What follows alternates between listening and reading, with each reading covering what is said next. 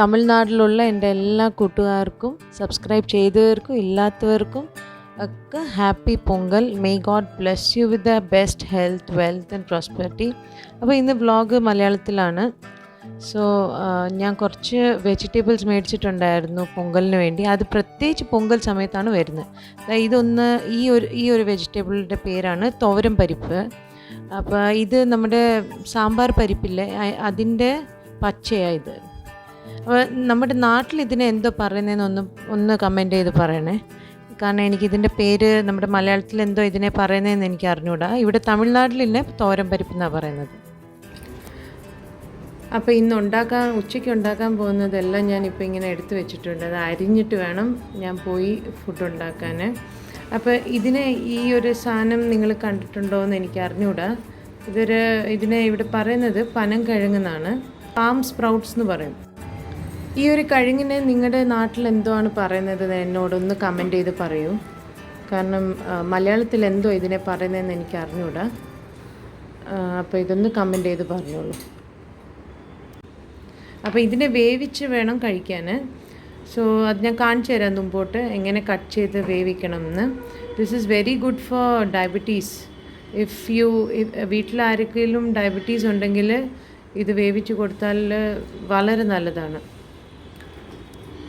ഇത് തോരൻ പരിപ്പ്. ഇതും ഈ പൊങ്കൽ സമയത്താണ് ഇവിടെ കൂടുതൽ കിട്ടുന്നത്. ഇന്ന് തോരൻ പരിപ്പും ചേന, മത്തങ്ങ ഇതെല്ലാം കൂടെ ഇട്ട് ഒരു കറി ഉണ്ടാക്കിയിട്ട് പയറും ക്യാരറ്റിൻ്റെയും മെഴുക്ക് പുരട്ടി, അത്രയേ ഉള്ളൂ. പിന്നെ ഫിഷ് വരുന്നുണ്ട്. ഫിഷിനെ ഫ്രൈ ചെയ്യാനാണ് പോകുന്നത്. അപ്പം ഇന്നത്തെ ലഞ്ച് ഇതാണ്. രണ്ടെണ്ണം ആദ്യം ഞാൻ കാണിച്ചു തരാം എങ്ങനെ ചെയ്യണമെന്ന്. അപ്പോൾ ആദ്യം ഇതിൻ്റെ ഈ തോല് ഇങ്ങനെ എടുക്കണം.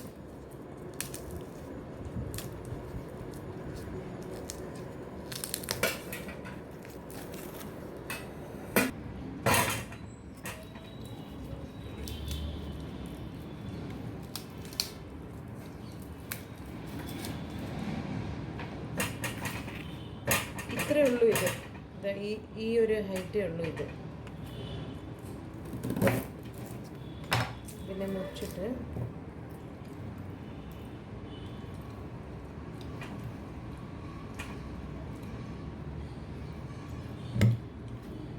കുക്കർ എടുത്തിട്ട് കുക്കറിൽ ഇതിങ്ങനെ ഒടിച്ചിങ്ങനെ മടക്കി ഇങ്ങനെ ഇട്ടാൽ മതി.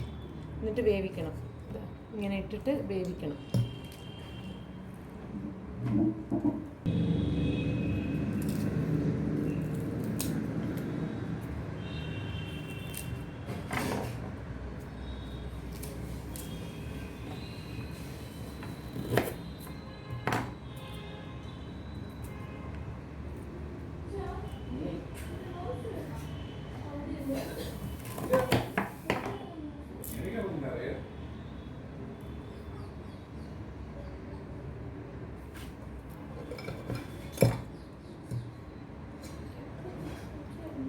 ഞങ്ങൾ ഇപ്പോൾ ഇത് രണ്ടെണ്ണേ വേവിക്കുന്നുള്ളൂ. എന്താണെന്ന് വെച്ചാൽ ഇത് ഇച്ചിരി കശുക്കും, അതുകൊണ്ട് മോൻ കഴിക്കില്ല. അതുകൊണ്ട് രണ്ടെണ്ണേ വേവിക്കുന്നുള്ളൂ. നിങ്ങൾ എങ്ങനെയാണെന്ന് വെച്ചാൽ ഇത് ഫുള്ളായിട്ട് വേവിക്കുക, അല്ലെങ്കിൽ ഇങ്ങനെ രണ്ടെണ്ണമായിട്ട് വേവിച്ചെടുക്കാം. കുക്കറിൽ ഒരു 2 വിസിൽ കൊടുത്താൽ മതി. വേവിച്ച് കഴിഞ്ഞ് ഞാൻ കാണിക്കാം. അപ്പോൾ ഇതിനെ കുക്കറിൻ്റെ അകത്ത് ഇച്ചിരി മഞ്ഞൾപ്പൊടിയും ഉപ്പും ഇട്ടിട്ട് ഞാൻ ഒരു 3 വിസിൽ കൊടുത്തിരുന്നു. എന്നിട്ട് അതിനെ വേവിച്ചെടുക്കണം.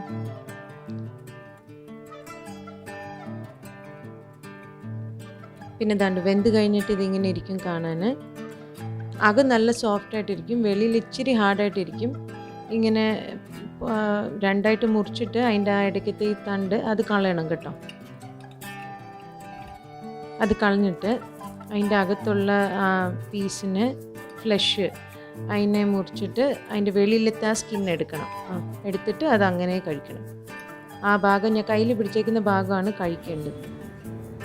അങ്ങനെ തന്നെ ഇവിടെ ഞാൻ കറിക്കൂട്ടെന്ന് പറഞ്ഞൊരു സാധനം ഉണ്ടാക്കുന്നത്. ഇത് പൊങ്കലിന് സ്പെഷ്യലായിട്ട് ഉണ്ടാക്കുന്നൊരു സാധനമാണ്. ഇപ്പോൾ ഇവിടെ 5 വെജിറ്റബിൾ അല്ലെങ്കിൽ 7 വെജിറ്റബിൾ എടുക്കും.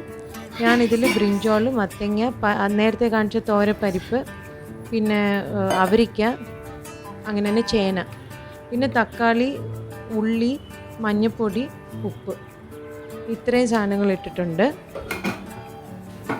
എന്നിട്ട് ഇതിനെ 2 വിസിൽ കൊടുക്കുക. കുറച്ച് വെള്ളം ഒഴിച്ചിട്ട് വിസിൽ കൊടുക്കുക. അപ്പോൾ ഇതിൽ ട്വിസ്റ്റ് എന്താണെന്ന് വെച്ചാൽ, നമ്മുടെ ഇവിടെ തമിഴ്നാട്ടിൽ ഇതിനെ കാരക്കുഴമ്പ് മാതിരിയാണ് ഉണ്ടാക്കുന്നത്. ഇച്ചിരി എരി ഒക്കെ ഇട്ടിട്ടാണ് ഉണ്ടാക്കുന്നത്. ഞാൻ ഇന്നിവിടെ തേങ്ങ ഇട്ടിട്ടാണ് ഉണ്ടാക്കാൻ പോകുന്നത്. അപ്പം തേങ്ങയ്ക്കുള്ള ചേരുവകൾ നോക്കിക്കോളൂ. ഇതിൻ്റെ അകത്ത് ഞാൻ ഒരു അര പോലും എടുത്തിട്ടില്ല. ഒരു കൈപ്പിടി തേങ്ങ എടുത്തിട്ട് കുറച്ച് ജീരകം, കുറച്ച് ഉണക്കമുളകും ചേർത്തിട്ട് അതിനെ നല്ല പേസ്റ്റായിട്ട് അരയ്ക്കണം.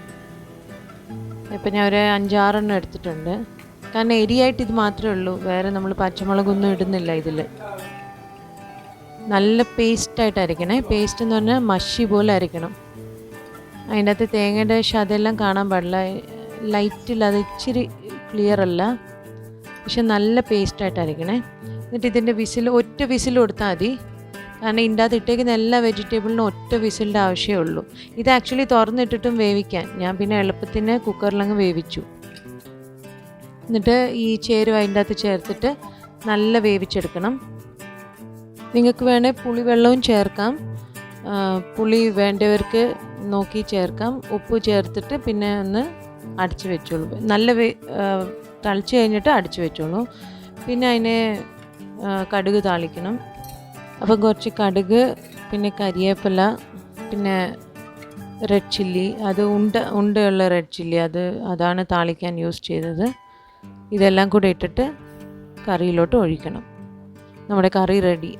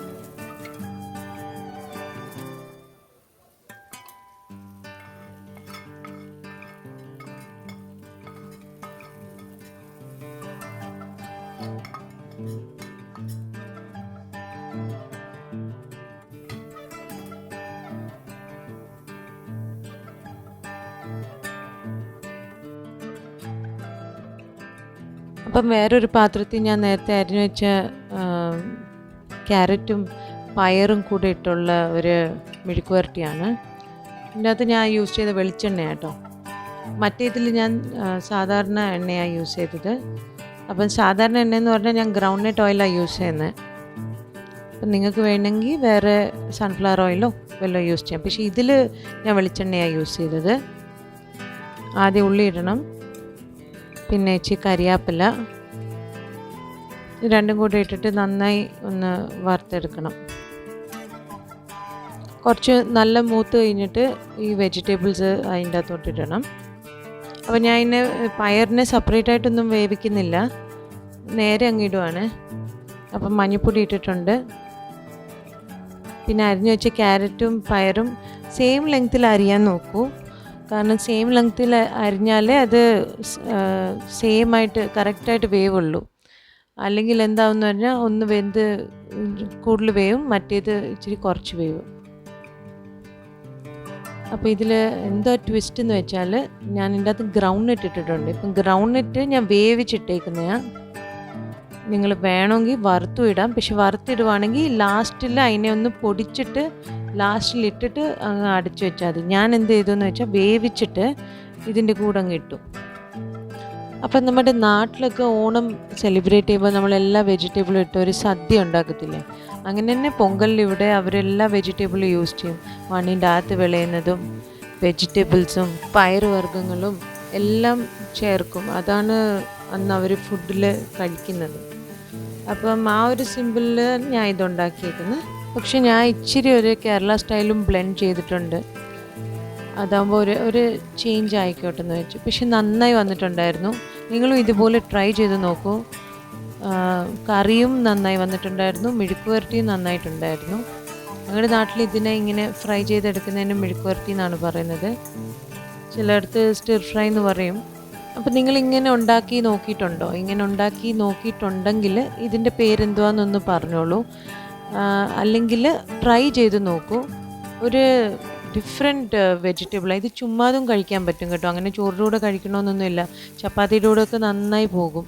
അതല്ലാതെ ഒരു പാത്രത്തിൽ ഇച്ചിരി വെജിറ്റബിൾസ് ഇട്ട് കൊടുത്താൽ നന്നായി അത് മാത്രം കൂടെ കഴിക്കാൻ പറ്റും.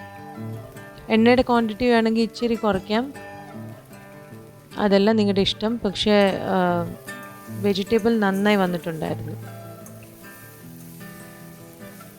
അങ്ങനെ തന്നെ മീൻ മേടിച്ചിട്ടുണ്ടായിരുന്നു. അപ്പം ഇവിടെ പാറ എന്ന് പറയും, ആ മീനാണ് മേടിച്ചേക്കുന്നത്. അപ്പം അതിനുള്ള മസാലയും ഇപ്പം അരയ്ക്കുന്നുണ്ടായിരുന്നു. അതിനിവിടെ 2 ഉള്ളി എടുത്തു ഞാൻ. ഉള്ളിയുടെ കൂടെ ഒരു 5-6 വെളുത്തുള്ളി ഇട്ടിട്ടുണ്ട്.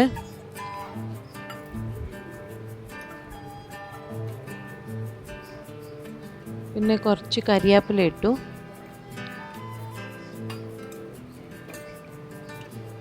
കുറച്ച് പെരുംജീരകം ഇട്ടിട്ടുണ്ട്. നിങ്ങൾ യൂസ് ചെയ്തിട്ടില്ലെങ്കിൽ ഒന്ന് യൂസ് ചെയ്ത് നോക്കൂ, നല്ല ടേസ്റ്റാണ്.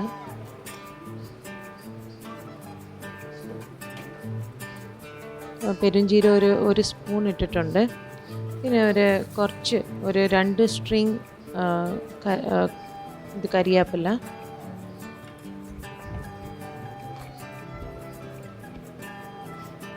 ഉപ്പും മീനും കൂടി ചേർത്ത് വേണം ഇടാൻ.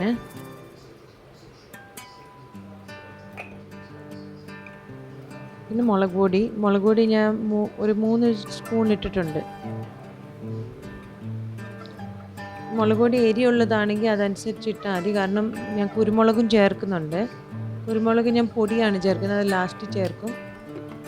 അപ്പോൾ ഇതാദ്യം ഇച്ചിരി വിനീഗർ ഇടണം. എൻ്റെ കയ്യിൽ ആപ്പിൾ സൈഡർ വിനീഗർ ആയിരുന്നത്, ഞാൻ അതാണ് യൂസ് ചെയ്തത്. അതൊരു 1 ടീസ്പൂൺ ഇട്ടാൽ മതി. ഈ വിനീഗറിൻ്റെ വെള്ളം മാത്രമേ ഇതിൻ്റെ അകത്ത് കാണുള്ളൂ, വേറെ വെള്ളമൊന്നും ചേർക്കരുത്. ഇത് മാത്രം ഇട്ടിട്ട് ആദ്യം നല്ല പേസ്റ്റായിട്ട് അരയ്ക്കണം. അരച്ച് കഴിഞ്ഞിട്ട് അതിൻ്റെ അകത്ത് ഒരു സ്പൂൺ കോൺഫ്ലവറും പിന്നെ കുറച്ച് കുരുമുളകും കൂടെ ആഡ് ചെയ്തിട്ട് നന്നായി വീണ്ടും അരയ്ക്കണം. ഞാൻ 1 സ്പൂണേ ഇട്ടുള്ളൂ കോൺഫ്ലവർ. ഇച്ചിരി ഫ്രൈ ചെയ്യുമ്പോൾ ഇച്ചിരി ക്രിസ്പിനെസ് കിട്ടാൻ വേണ്ടിയാണ്. എന്നിട്ട് ഇച്ചിരി കുരുമുളക് പൊടിയും ഇടണം.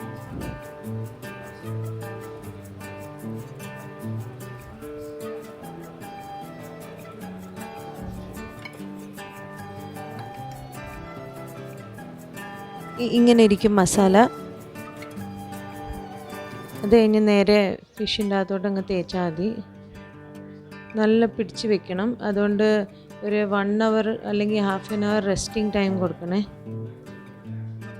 എന്നിട്ട് അങ്ങ് ഫ്രൈ ചെയ്തെടുത്താൽ മതി.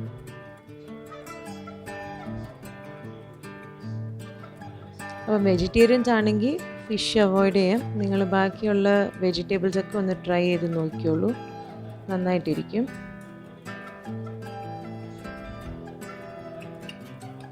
അപ്പോൾ അങ്ങനെ മസാല തേച്ച് ഫ്രൈ ചെയ്ത് ഫുഡ് ഞങ്ങൾ കഴിക്കാറായി. അപ്പോൾ ഇന്നുണ്ടാക്കിയ എല്ലാ റെസിപ്പിയും നിങ്ങൾ ട്രൈ ചെയ്തെന്ന് ഞാൻ വിശ്വസിക്കുന്നു. ട്രൈ ചെയ്ത് നിങ്ങളുടെ അഭിപ്രായം ഞാൻ വെയിറ്റ് ചെയ്യുന്നു. അതുവരെ നെക്സ്റ്റ് വ്ളോഗിൽ കാണാം. ബൈ.